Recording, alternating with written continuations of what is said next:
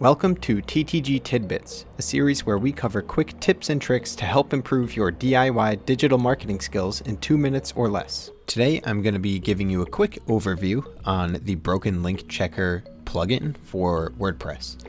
This is a great plugin to detect broken links that may be on your site, which can become a bit of a problem if you have a site that's been up for years or even months.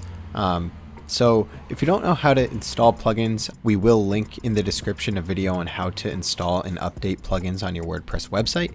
But assuming that you do know how, this is just going to start from the plugin already having been installed. So once you've installed it, make sure that it's also activated, which as you can see here, we already do have it activated.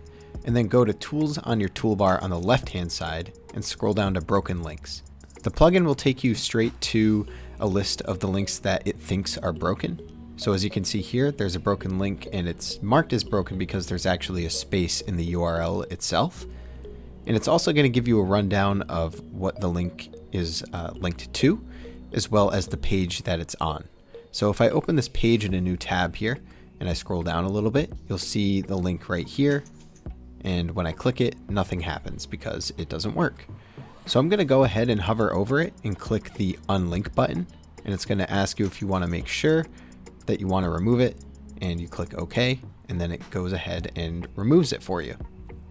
Now if you come back to the page it was on and do a quick refresh, you'll see that the link has actually been removed from the page. So this is a good practice to get into if you have a site that's a bit older and you have links that may not be working anymore. It's never good to have broken links on your site.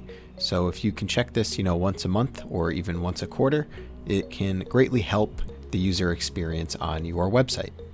Be sure to like the video and subscribe to our channel for more tidbits in the future. If you have any questions, be sure to leave them in the comment section below.